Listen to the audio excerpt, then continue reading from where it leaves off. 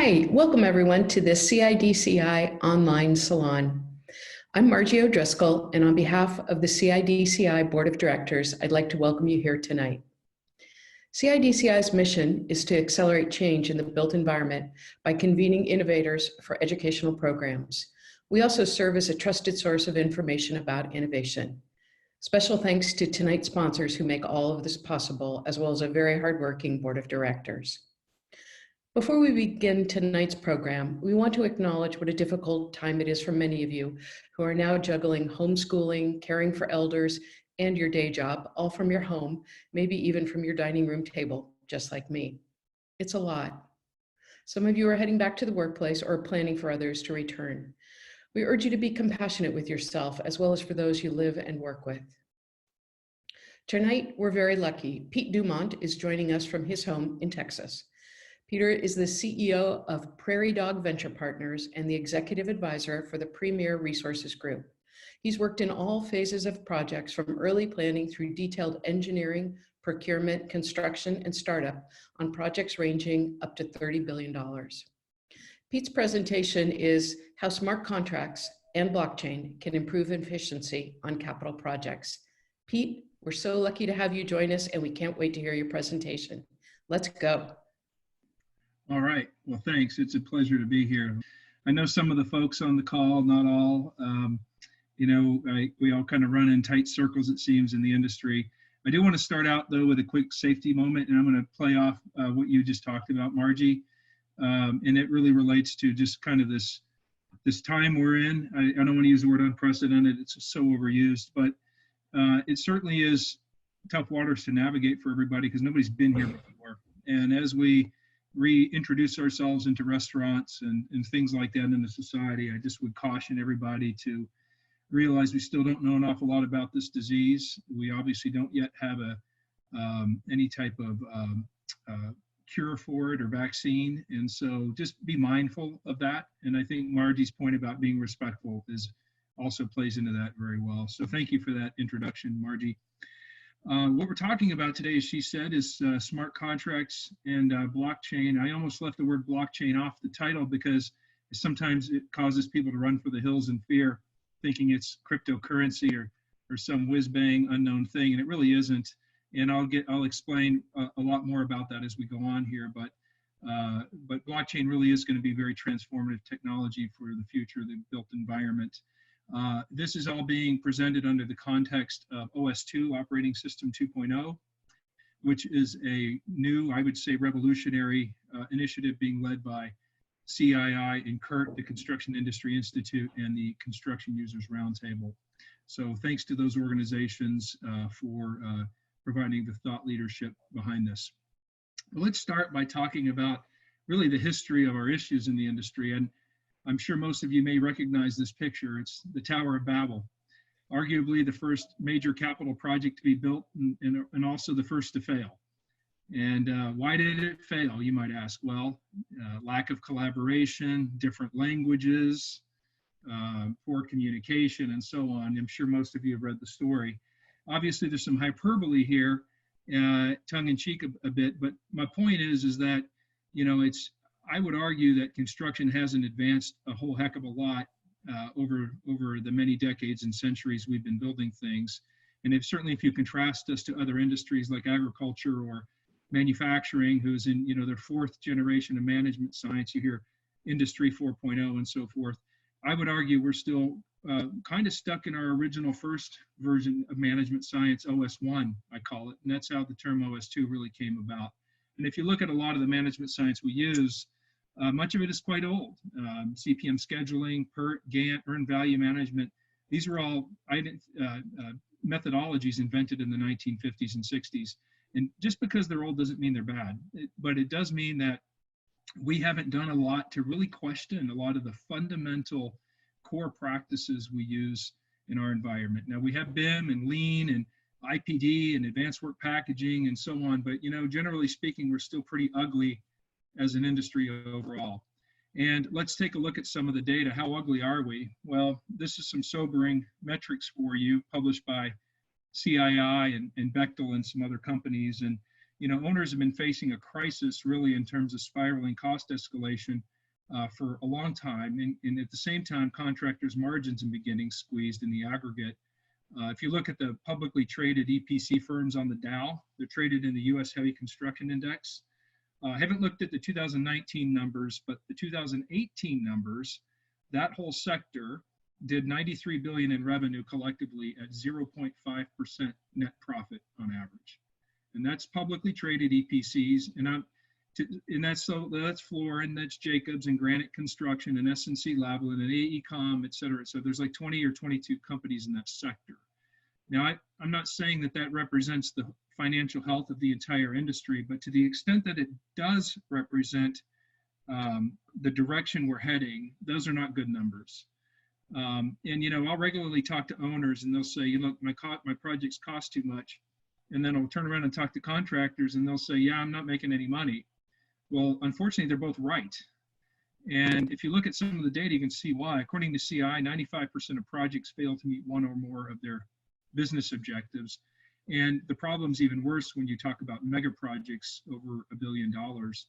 And I find it interesting to see the CEO of one of our industry's blue chip companies making comments like, I think our current model within our industry is broken. I mean, I completely agree, which is really what OS2 is all about. And I'd like to draw your attention, though, to the 40% number on the right. 40% of project capital is wasted on transactions. This is non-residential construction. We're talking commercial and industrial type of projects, which is a staggeringly high number, surprisingly high number, actually, when the research revealed this. And I would just ask you to think about that, and we'll get back to it here in a minute. But I wonder, where's all that money going? We'll revisit it. The formula for happiness in our industry isn't all that difficult to understand. First of all, for owners, return on investment. We obviously talk a lot about predictability of cost and schedule, but it doesn't necessarily equate to predictability of ROI. That's a much more complex issue than just initial cost or the schedule of the project. And that's really what the C-suite leadership cares most about. That's the CEOs and the CFOs that sanction projects. Those are the ultimate customers of construction, are they not? And owners do need to own certain decisions in projects. They cannot push on to contractors everything. Like they own decisions such like what to build and where to build it and how much capacity to produce. But then they do look to the contractors to try to deliver the four-legged stool: cost, schedule, quality, safety. But the owners can't delegate 100% of project success to the contractor because they play a major role in the outcome of the project. And that's becoming more of a challenge now because owners continue to get downsized. They have fewer and fewer people. I hear that all the time. We're trying to do more with less,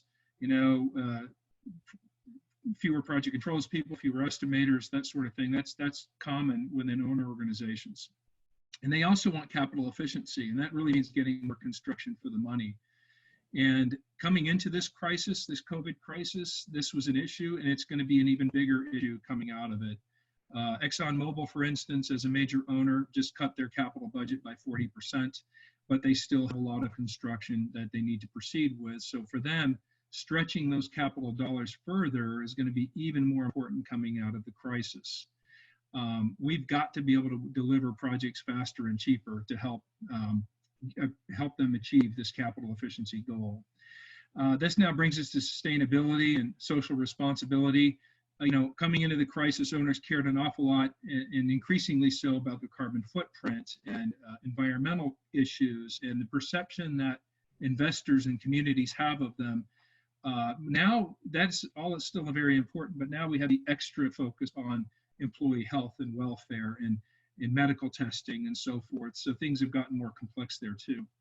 So let's now shift and talk to contractors. And I'm using this term very generically, really to refer to anybody in the supply chain. So that's engineers and material suppliers and vendors and such.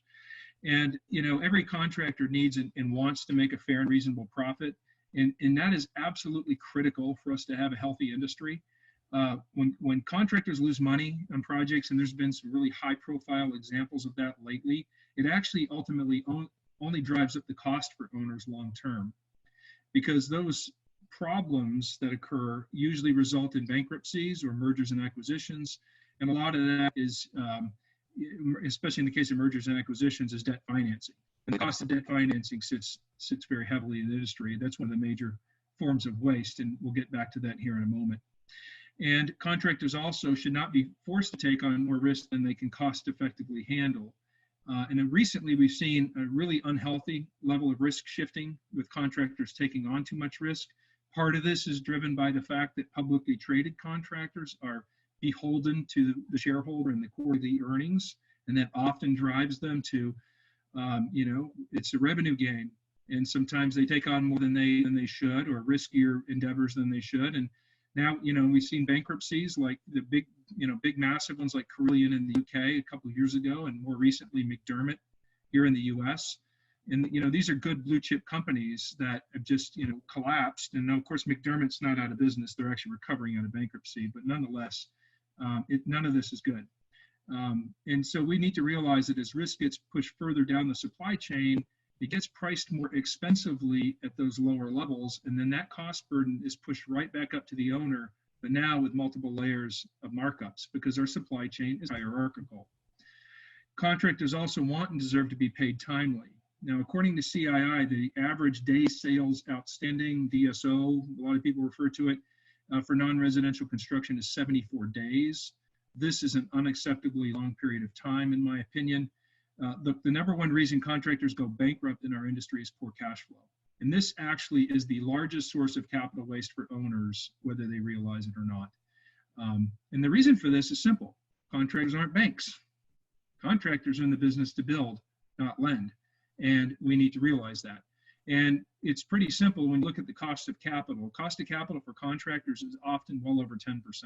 It's not unusual for contractors to borrow at 12, 14, 15%. Owners, large owners especially, typically have a much lower cost of capital. They have the asset base and the financial wherewithal oftentimes to borrow money at 5% or less. And so why do they burden the supply chain with it? It doesn't make any sense. So this is one of the things that needs to be fixed. The cost of capital in the supply chain today, just so you can frame the impact of this, it accumulates at over 2% a month. And if you turn that into an annual percentage rate, like a credit card interest rate, if you will, that's over 26%. So the owners are effectively paying an equivalent like credit card interest rate of over 26% because of this issue and this really this problem we have with late payments. I would argue, though, these goals on the left and the right do not have to be mutually exclusive. We can create a healthier environment where all of the above goals are achieved simultaneously. But unfortunately, all too often, we build these contractual walls between us that prevent collaboration. And going forward to fix this, we've really got to get harmony restored between the business, the owners, and the contractors delivering assets. We got to break these barriers down. And this is an imperative if we're going to survive going forward in the industry. Now, let's talk about barriers around to capital efficiency. And it's not going to be easy if we do not get beyond today's world of disparate systems and adversarial contracts that I just mentioned. So at the most basic level, I think we would all agree, for a project to be successful, the owner and contractor must communicate and work together to deliver a successful outcome, as shown here. Now, in most cases, however, the owners and contractors run different systems, and they're tailored for their businesses, right? Contractors run construction systems like Procore or whatever, and owners run their own systems in their ERPs and like SAP or Oracle or whatever. And, we'll often have different 3D modeling platforms or other technologies. Here's the point. Most of the times, these systems are not interoperable, which means they do not talk well to each other. And largely, that's due to a closed API culture and software revenue models that restrict open sharing across system boundaries. So this is siloed thinking, and this severely limits access to data and hinders all parties from experiencing a common understanding of the project's reality at any point in time. So I call this data constipation, and it's actually made even worse by contracts. And those contracts, unfortunately, tend to be exceedingly onerous. And, we're so suspicious as to the malintent of our counterparts to the contract that we very carefully protect our own position, exhaustively paper around it, conceiving of every possible way the other party is going to try to take advantage of us. And this is a problem. Continuing like this really is a race to the bottom for the industry. But as you know, projects never comprise just two parties. they're much more complex and fragmented. And projects often involve tens or hundreds of stakeholders, even thousands on mega projects if you go all the way down to the very bottom levels of the supply chain and raw material, where raw materials are manufactured. And and then you have all the support industries like insurance companies, bonding, the banks and lenders and regulatory authorities and all these other things. And at each one of these lines here, these little blue lines, this is an interface. And this is where projects fail. Projects tend to fail at the interfaces.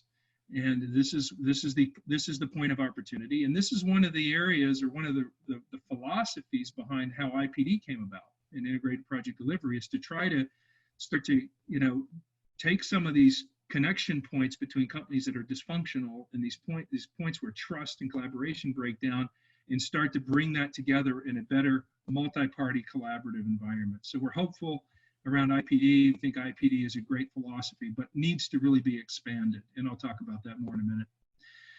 And, we have an opportunity to recapture lost value. I say this is that 40% waste that breaks, and this is the breakdown of it. And when we think about waste, our minds typically go to field inefficiencies, right? That's the materials waiting on people and people waiting on materials. That's where we typically go. Field productivity, right?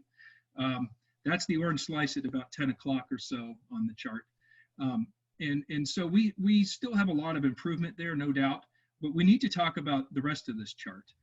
The other sources of waste are mostly financial in nature, and they're truly insidious and actually much larger in the aggregate than our work process related wastes, which is really a lot of the target of lean and some of those other initiatives. Again, great, but not sufficient. And why so much waste? Well, I call it, let's start with the trust tax. This is a tax, if you will, that weighs very heavily on the industry, and I've addressed it a little bit already. And most of the waste elements on this chart are a result of the fact that, generally speaking, no one in the industry trusts anyone else. We come together on projects as strangers and we leave as enemies, right? Why can't we act more as neighbors, if you will, where we have a common cause and a longer term outlook towards mutual success? We've also already touched on the fact that the hierarchical nature of our supply chain, where it's essentially a pyramid with the owner at the top, results in layer upon layer of protectionist dollars and compounding markups. Over time, I think we're going to see a flattening of the supply chain, where suppliers can engage with their innovations and good ideas much earlier in the project life cycle and not just be treated as a 3 bid and a buy commodity much too late in the procurement process. And when we look at the typical request for proposal or RFQ, RFP and bidding process, we often get so singularly focused on initial costs that we tend to lose sight of the entire value equation. Initial cost is only one variable in a multivariable value equation. And I really believe we need to find smarter ways to select all products and services on a project. And can we choose partners based on who can maximize the ROI contribution on a project? Now, wouldn't that be nice? Could you buy all engineering and construction based on who can maximize the return on investment of the facility you're building, and not just on the lowest dollar per hour billing rate? This is the thinking we need to now start to challenge ourselves with in the industry. And the great evil of the RFP bidding process is time. We often forget about time. We may high-five ourselves for saving 10 cents on every pencil in our procurement process, but the average RFP bidding process in industrial construction runs about 9 months. Now, that's a lot of time when you add up all the procurement cycles for all of the things that are bought on a project. How much lost production time is that worth for the owner? If we could get that 9 months down to 2 weeks or something dramatically quicker, we could vastly speed up project life cycles and really deliver more return on investment for the owner, because time is money, and they could get production in their facility and generate revenue much faster. Now, as projects become larger and more fragmented, and with so many global players involved these days, these challenges just become exacerbated. They're made much worse. And a final example I'll give you here is, on average, non-residential capital project is 350% overinsured. And a lot of people don't realize that. So we regularly have situations where multiple parties, unbeknownst to each other, all insure the same risk. And this is because the contract hierarchies we have, the complexity and the fragmentation that we talked about earlier. So this brings me to introducing Prairie Dog. Margie mentioned Prairie Dog, its business site. we've co-founded and have set up. This is an industry-wide platform designed to facilitate our migration to a new business model of the future. And I did refer to the CI Credit initiative called OS2. This was set up in service to delivering the OS2 vision to the market. The OS2 is a relatively new research and development effort. It's being led at the University of Texas at Austin. Prairie Dog has a contract with the University of Texas to support the research effort. Our mission essentially is to bring that research vision into reality and deploy it throughout the industry. And we're actually starting with smart contracts and blockchain, which ultimately is what we'll be talking more about here in this session. And so if you're wondering, because everyone asks me, all right, hey Bozo, how'd you come up with the name Prairie Dog? I didn't, but we hired a marketing firm to help us with it. And the first thing they told us is you're a bunch of dumb engineers, and the last thing you need to do is pick another acronym or any name with a Latin derivative, because everyone else does that. Rather, pick a name with symbology of what you're trying to accomplish. And this is where the term Prairie Dog came from, because Prairie Dog actually are quite good community builders. And through very rudimentary communication methods, chirps and squeaks and whatever, they communicate vast amounts of information through their colonies very quickly to warn of intruders and so on. Plus their underground tunnels or villages are very eco-friendly. They support over like 150 other species. And so they're very sustainable, if you will. So I guess unless you're a farmer in Indiana that wants to shoot them, prairie dogs are pretty cool little animals. All right, so let's get into the meat and potatoes here. Smart contracts, blockchain, AWP, lean, all of that. This is all stuff that's starting to be done now. This is existing technology deployable into the capital project space. So none of this is a stretch. None of this is difficult. It's actually quite easy. And so the oil and gas industry, upstream oil and gas industry, is the first place this stuff really has taken hold in an industry that's very related to ours. And where they're using this technology, they're already reporting anywhere between 5 and 30% cost savings. This is the owners and the service providers, depending on what the use case is. And there's a variety of use cases that are underway right now. And I see a beautiful marriage of reality capture tools like the 3D modeling tools and BIM tools we use today, lean and field production tools like the lean tools and advanced work packaging tools and so forth. Even things like GPS, RFID material tags, and so on. All of these can capture completed work with high levels of accuracy and can very, very easily feed smart contracts, which are just basically digital contracts. And I think the marriage of these technologies can drive out significant waste and deliver immediate value for capital projects today. And when I say capital projects, it also could be maintenance, it could be turnarounds, anything in the built environment, basically. So this is the playground we have for this technology to really drive some massive improvements. And here's a few benefits. One of the biggest ones is rapidly increasing the velocity of cash flow through the project. Smart contracts, which essentially are just a digital version of a regular contract, they can take us from the 74-day payment duration down to literally net 1 or 2 days. Now, tell me a contractor right now that doesn't want to be paid in net 1 or 2 days for any of the work they do. They all do, and they all deserve to be paid that quickly, by the way. Faster payments can result in invoice discounts for the owner, because if the owner says, I'll pay you in 1 day, will you give me a 1 or 2% discount? The contractor is going to say, of course I will. And we're seeing that now already. Now, over time, that's today's response. Over time, if smart contract usage becomes widespread, well, just the capital we talked about will just naturally work its way out of the rate structure. We're just not there yet. So that today manifests itself in discounts rather than lower rates in the first place. The other thing is taking out the human error in the contract leakage. Today, we're still so analog in project controls and invoicing. I feel sorry for the poor clerks at these job sites I've worked on that would spend days compiling the monthly invoice. It's a stack of paper a foot high, 3-way matching and packing slips and all this jazz. And it's all so manual. And of course, they're human, so they make mistakes. We all do.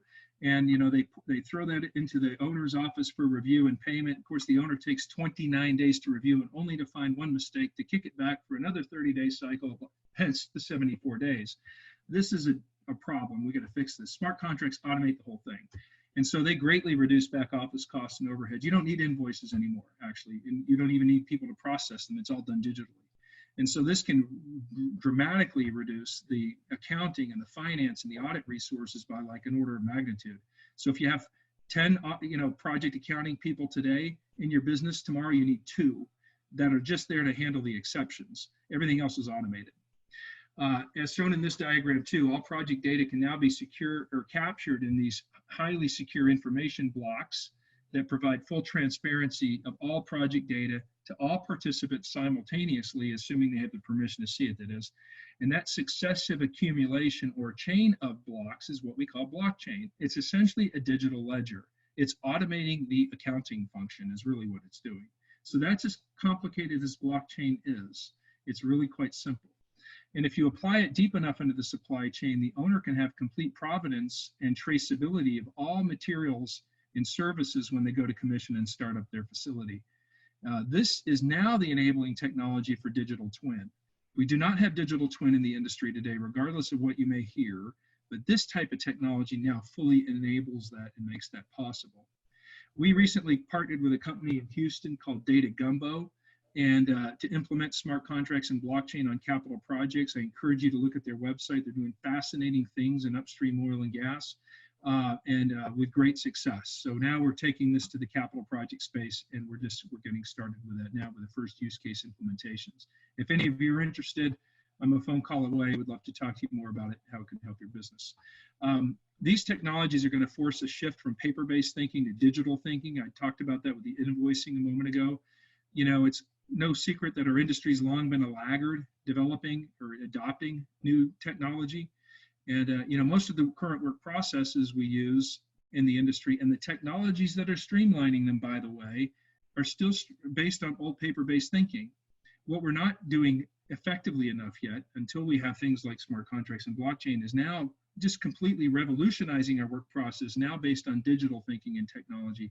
Let technology lead and see where it can take us. What are the aspirations that we have around technology? And then see the work process now that we can redesign in our industry based on using the technology. Everyone always talks about, no. Know your work process. Get your work process flow map and then find a technology to automate that. I challenge you, it's 180 degrees the opposite. Find the technologies, look at what we can do, and then see how those can really revolutionize what we do. So what is the smart contract? Let's talk a little more about it and how they can deliver immediate value. It's essentially a computer program, and it's designed to automate the performance of the regular contract. It can be used on any type of contract in any industry. They're used today in real estate. They're used in financial industries. They're blowing up all over other industries right now for a reason, because they work. Basically what it does, it contains the business logic of the relationship, reflecting primarily the commercial terms that are negotiated. So literally you sit down with your contract, you pull out Appendix B, commercial terms or whatever, and you code the business logic of that into a computer program. It's pretty straightforward. And that smart contract, that code though, becomes irrevocably linked to the paper contract through an addendum. So it's actually part of the legal agreement. That's important because lawyers are going to be in this discussion and they need to understand that. Now, what feeds it? So the data required to verify the conditions of the smart contract is sourced from existing systems. You don't have to invest in anything else than what you're doing today. It comes in, as I mentioned earlier, it can come in from the 3D model to register completed engineering work. It can come in from a field work packaging tool that's capturing the work you're doing at the job site. Maybe it's a QA/QC system that says, hey, yes, the inspector checked out this piece of work. It's done. I verify it's completed. Whatever. It could be an Excel spreadsheet. There's a variety of sources. It just has to follow a common data schema. Because it's a computer program. It's got to run with the X's and the Y's and the I's and the things have to be in a certain place. And as long as we get that mapping right up front, which is a one-time event, it's easy to do, it runs and it's automatically processes the data. So if you imagine the systems you're using today, maybe you're using Procore, maybe there's all these systems out there, all of that can be data feeds into a smart contract quite simply. And regardless of the source, that contract defines that data specification. And if the system has open APIs and can funnel data to the smart contract, even better. That just makes life even easier. Anyway, the smart contract then executes the transaction using that data defined according to that business logic. So a key point to understand here is you do not need to change your existing systems or even invest a bunch of upfront money. In almost every case, this can be implemented by any company regardless of their existing systems, sophisticated or not. This is not like buying software licenses. The companies that deliver this technology actually get paid on value delivered, not on upfront licensing costs or anything like that. That's not the commercial model. So now the transaction executed by the smart contract is posted to the block, which I mentioned earlier. And that's a distributed ledger viewable by all parties. The block's verified through the consensus of the parties and the data sources that fed the smart contract, and then its data can be pushed back to each company's systems of record. So it doesn't matter if you're running or SAP or Oracle or whatever, you have common visibility in the same set of data simultaneously across the job. And those blocks store all relevant data and documentation. It cannot be changed. That's an important part too. It can be updated, but a block cannot be changed. We call them immutable. So it's a beautiful audit trail of every transaction on the project. Now, in most applications, the parties' bank accounts are securely connected to the smart contract. So when the transaction's recorded, payment can be made immediately, as we talked about earlier, net 1, net 2, whatever. The paying party typically sets up an escrow account so that the funds are readily available to pay for the products or services performed. So they would just hook up basically in the left and the right-hand sides of the smart contract in the middle of the diagram on the right there. So blockchain now, I call it the great equalizer. It allows all companies to experience the same information at the same time, regardless of the systems they happen to use in their back office. With blockchain, we finally can achieve a shared single source of truth for all project data, not just the 3D model data. So the 3D model technology companies today do have shared single source of truth. I will agree, I'll nod my head to that, but only for the design information and maybe for some of the material information. But this records everything, every transaction of every nature that's on the blockchain. So it's way more than just the design information, but it includes the design information, it includes everything. So that's what's really powerful about it. And if you imagine at the end of the job, if you blockchain the whole supply chain, the owner is adopting now this complete data history and the full provenance of everything bought, installed, tested, reviewed through the whole job. So that's what's really cool about it. And this is how it gets us to a full digital twin at the end of the day.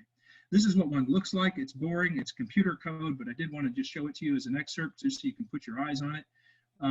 Again, the business logic is coded in here. So you literally would have, say, a project controls person that understands the commercial terms of the contract, sit down with a programmer that can program that business logic into the contract. And once you have one, you have it forever. So you can build libraries of these things over time. So let's say you use one today to buy steel for your job. Well, the next time you buy steel, you take that old one, you dust it off, and you tweak it a little bit, and you're good to go. So over time, you build libraries of these things. So now you can make it much easier and faster to implement them over time. Now, let's talk about this whole idea around invoicing and time. I already mentioned earlier, this is one of the things I'm most passionate about is this late payment issue. You probably can tell. This typical construction payment process that I say we tolerate today, being paper-based, is what's shown at the top. A bunch of steps, recycle loops, just a slog in the mud of paper. E-commerce has helped us trim that cycle a little bit. That's the line immediately below it. Now, down at the bottom, though, really this is where you can get with the best case is net 1 or 2 days, as I mentioned. Now, I'm only showing you this because there's an important point here, the one above it. Now, the one above it is an environment where we are using smart contracts and blockchain, but say the owner isn't quite convinced that they should pay their subs or their contractors net 1. Maybe they're still a little cynical about all that, and they, you know what, I still want to pay net 30 or net 60 or whatever. Well, fine. You can just code that into the business logic. Again, it's a computer program. You just plug in plus 30 and voila, now the payment terms are plus 30, but they're still digitally recorded and you have all those other benefits, okay? This is what it would look like ultimately, getting down to that lower environment. Here's the big point here is no more invoices. This is where the back office costs get slashed, the accounting, the finance, the audit resources. This isn't a pick on accountants day, but let's face it, we are really still looking at workforce shortages in our industry. It's hard to find good talent across the board, whether that's construction crafts or indirects and project management staff. This helps solve that problem for us. When we really get into an ecosystem, what we call it micropayments, you may start to hear that more and more. Other industries are using that term micropayments. It means you're literally paying for pieces of work as they're performed. If your commercial terms, by the way, are hourly, a lot of them still are, then you can just simply use the approved timesheet to feed to the smart contract. It does not have to be a unit rate or a lump sum type of commercial. It can work in any type of commercial environment. So again, if you're getting paid hourly, your approved timesheet can feed into the smart contract and trigger payment for that time on a weekly basis or however you want to do it. Moving on, this is what a use case would look like. This is one of the initial implementations for piping. Yes, it may look complicated. It really isn't. The big gray blocks at the top are indicating different entities involved in designing, supplying, fabricating, installing, quality checking the piping process. This might be for, say, an industrial project or a commercial facility that's a manufacturing plant with piping in it, for instance. Any of those gray lines are paper contracts. You can just basically smart contract all of them and record the entire thing on the blockchain if you so choose. There's a gazillion use cases. You can do it for any commodity or any service you want. Here's another key point I almost forgot. Most of my discussions so far, and certainly my illustrations, have inferred two-party contracts. And clearly that's the majority of contracts today: owner, contractor, engineer, fabricator, whatever. But this can be used in multi-party contracts just as easily. So if you have an IPD project, maybe you have a 3, 4, 5, 6 party relational contract, an integrated form of agreement, for instance, like maybe you're using Consensus Docs 300, AIAC 191, whatever. This can be used to handle all the transactions in a multi-party arrangement just as easily as in a two-party arrangement. And that's an important point because I know IPD is certainly becoming more popular across all the built environment, thank goodness. So looking forward into the future, I'll end by talking a little bit about the big picture vision of where this fits contextually within the OS2 vision. Smart contracts and blockchains, I believe, are going to now provide a very important foundation, or I'll call it data lake, that will enable many other improvements in the future.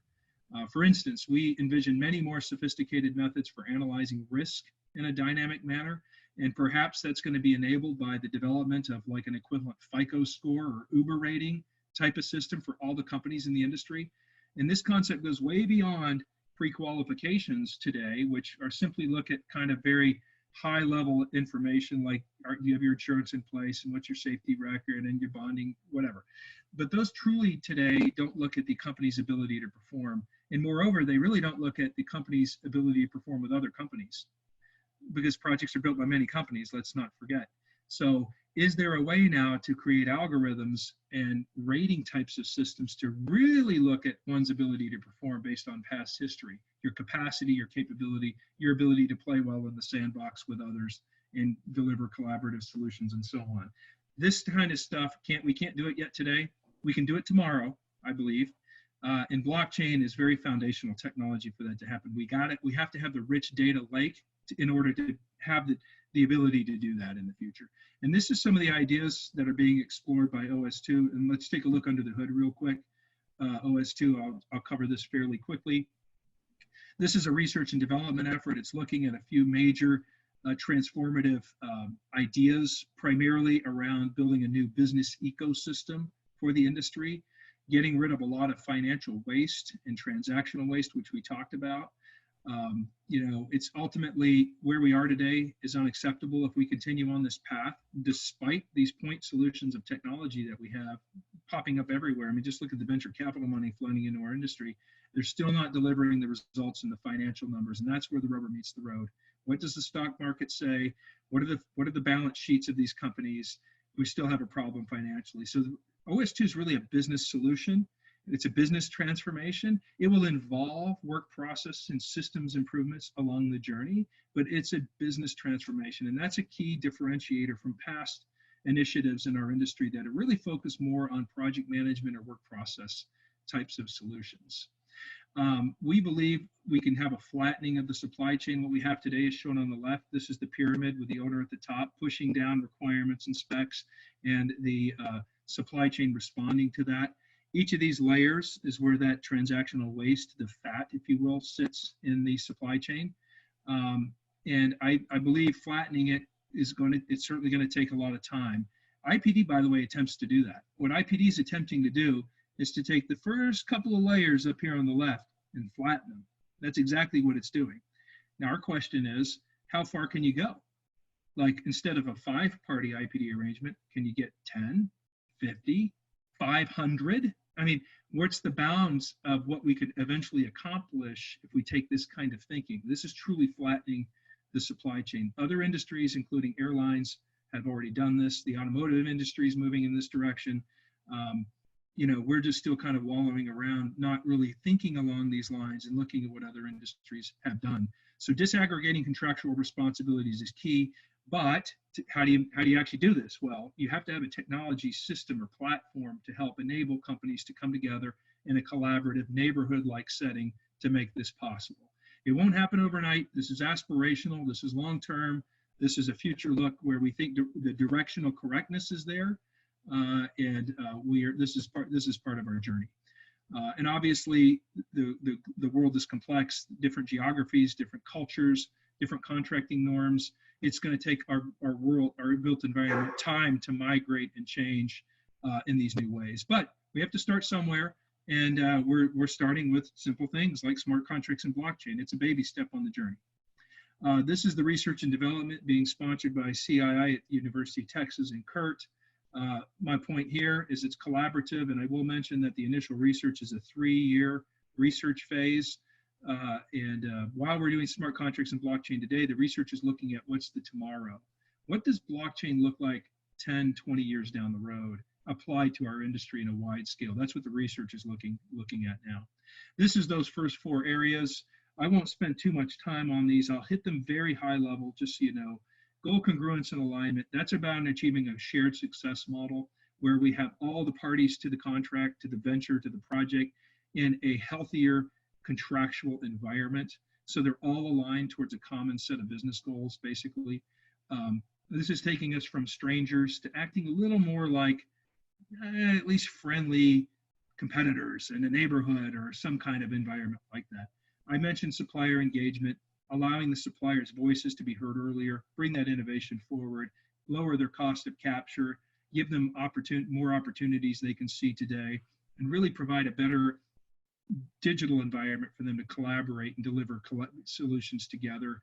You know, I think the future is going to be about high-value players, companies that are really good at what they do, and not necessarily these big monstrous companies that do a lot, jack of all trades, master of none. Rather, it will be an environment of really good point solution players, best of breed, that can come together and collaborate and deliver the best solutions together.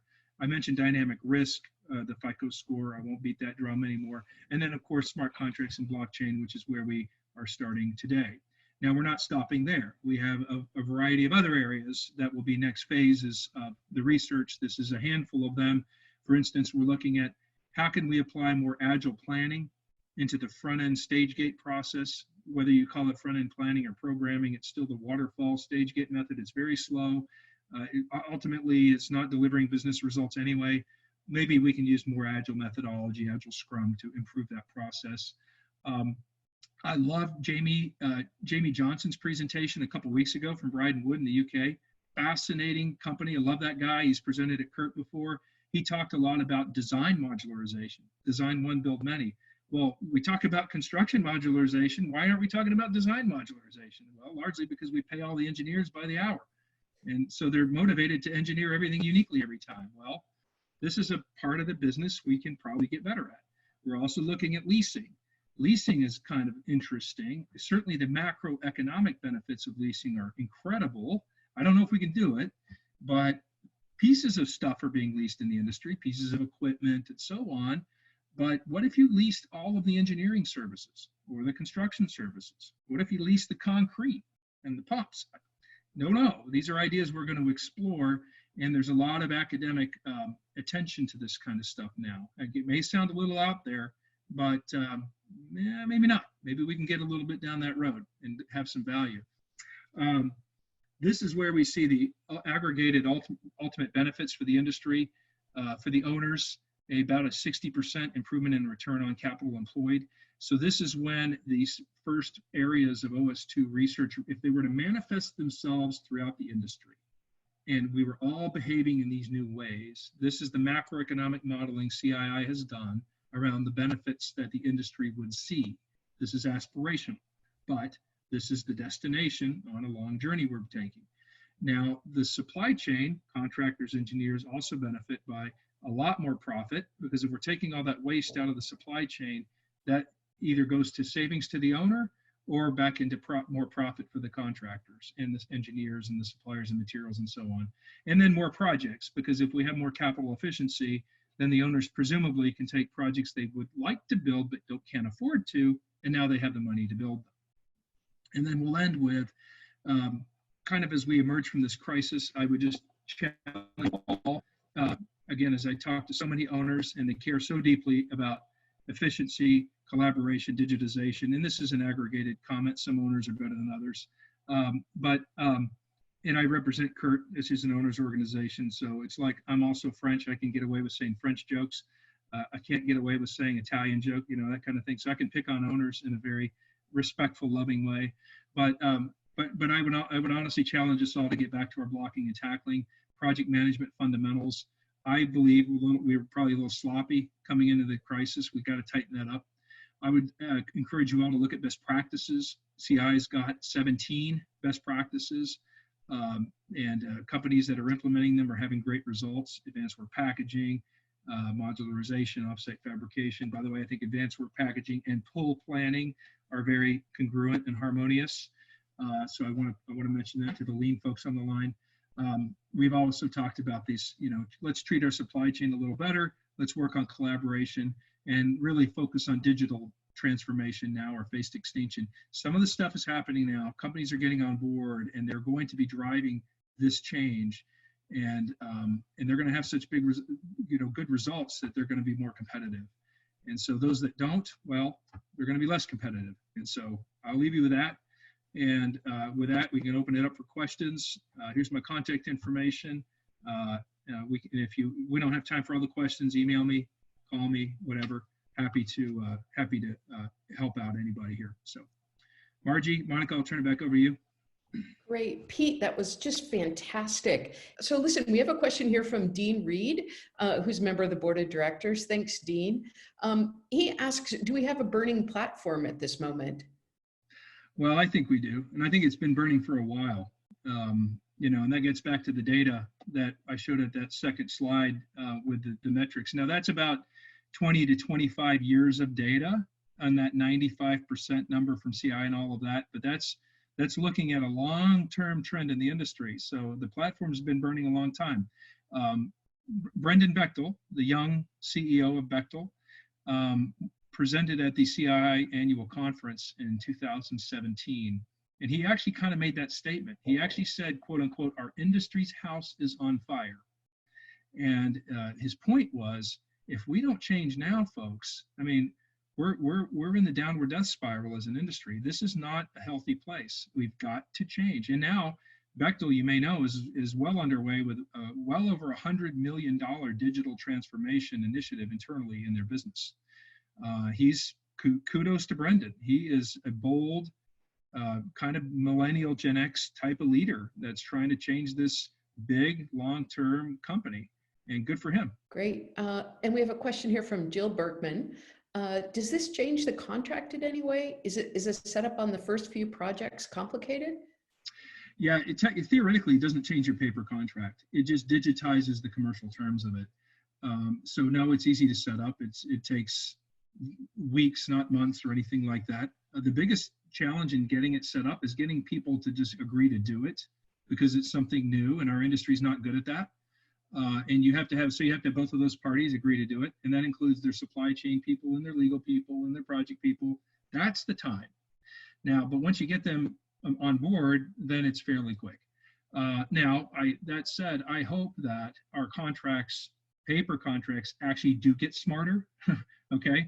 Meaning, let's get better commercial terms. Let's become more collaborative. Let's take a lot of this friction out of the process today. Working in the upstream oil and gas space, which I've done some of, ran into recently a 520-page contract. Okay, now come on, really?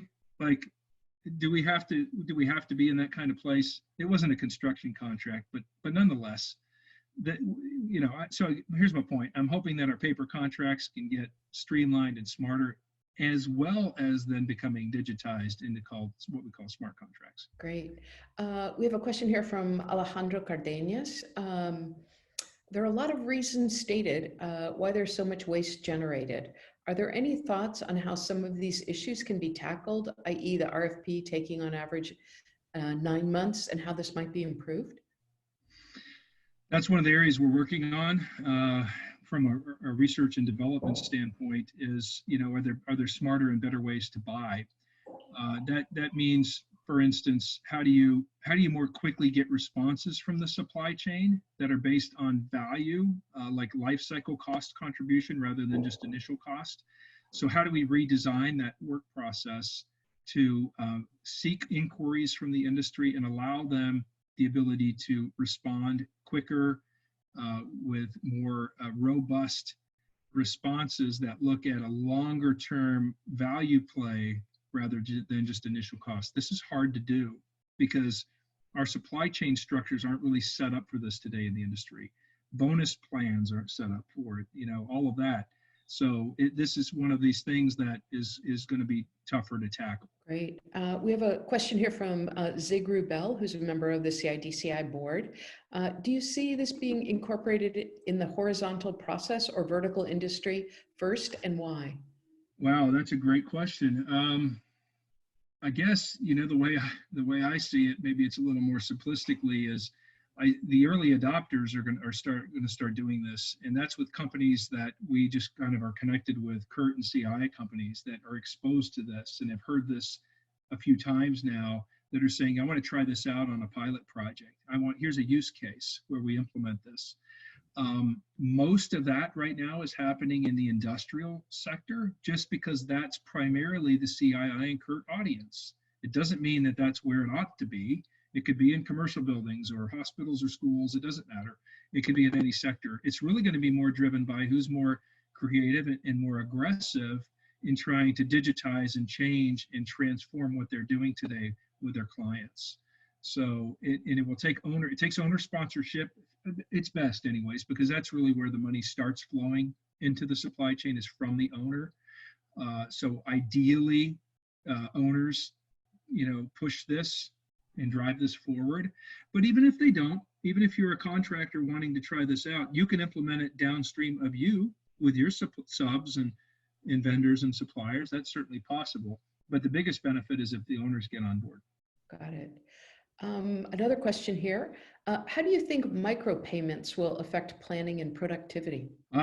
That's a great question. Here's why I like it, because where we've seen this happen in other industries, when the companies, the service product providers, can get paid faster and the work is truly validated for that payment, two things are happening. One, they're putting their best people on the job.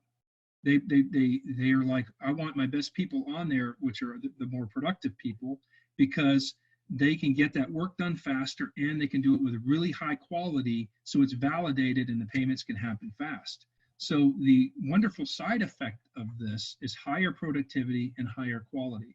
And then now, as an owner doing this, you can become what I call a client of choice, where now you're more attractive to the supply chain because they know if they work on your projects, first of all, everything's transparent and open book, it's fair, and you're getting paid for the legitimately completed work you do instantly. Who doesn't want that, right? So as a contractor, that's the work you pursue. You're going to go want that work more than working for the other owners that beat you up and pay you in 74 days or 100 days or whatever it is, right? So this is leading to more productivity and better quality. Do you have any, CIDCI's mission is to accelerate change in the AEC industry. What advice would you have for us about how best to do that? I continue to sponsor thought leadership, I suppose, things like this. I would hope that maybe some folks on this call are enthused enough to give it a shot, try it out, talk to their partners and their projects, upcoming projects or whatever, and give it a shot and try it out. And then, it's like any good thing in our industry, it usually happens through people doing and demonstrating, because our industry needs to see demonstrable evidence that things work before they get on board. Again, one of our problems. We tend to like, well, I'll do it if they do it, or as a contractor says, I'll do it if the owner tells me to do it. That's the safety. That's what happened with safety, right? So I think it's really going to just be more by people demonstrating that it works, and then publicizing that, and then and then word of mouth spreads, and forums like this help communicate that and whatever. And our last question is, can you see the federal government embracing this idea? What challenges do you think there will be in convincing them to make the transition? Wow, yeah, probably over time. My guess is this will start in the private sector. I know it's starting in the private sector. Now, look, when the private sector started doing design build a few decades ago, the government said, heck no, we're design bid build all day. Well, 10 years later, or however long, it was a long time, they finally warmed up to the idea and they made it okay to do design build. But that took a while. My guess is this will be fairly similar. One of the uncomfortable points is that, our industry today is a lot of cost centers that exist due to the inefficiencies in the industry. Let's take sureties, okay, as an example. Sureties are complete waste, and I'm sorry if you work for an insurance company or surety. I'm not intending to insult you. However, let's face reality. They only exist because, Margie, I don't trust you and you don't trust me. So if I'm working for you on the project, you don't think I'm going to deliver, so I must have a performance bond. Or maybe I'm not going to pay my subs and they could lien your property, so I have to get a payment bond. I mean, this lack of trust creates these cost centers. And now, and where I'm going with this is on a lot of public projects, sureties are required. You have to have bonding to work on those jobs. I don't know if that's going away anytime soon. That's going to take legislation changes. That's going to take people lobbying to people that make new laws and so on. That's going to take time. So am I hopeful it happens? Yeah, sure, eventually it will happen. I just don't think it happens within the next few years. This is more of a longer term change for the, kind of government types of, but maybe I'll be pleasantly surprised. I don't know. That's just my opinion at this point. Well, let me be clear, Pete. I would trust anybody who runs a company called Prairie Dog Ventures. So totally want you to know that. Thanks so much. This concludes CIDCI's online salon. Thanks for joining us, Pete. You're fantastic. Our next salon, Cliff Connor, is going to address the imperative, innovation for what? He asks us to take a step back and consider the big picture in the context of the current pandemic, pondering easy issues like what drives innovation and what should drive innovation. Sign up to receive notifications of these salons and more by subscribing at CIDCI.org. To everyone on the call, thanks for joining us. And as always, if you have any thoughts or comments, please reach us via the CIDCI website's Contact Us link. Special thanks to Monica Whistler for keeping us on track and organized, and Pete Dumont for an amazing presentation. Thanks so much and see you soon.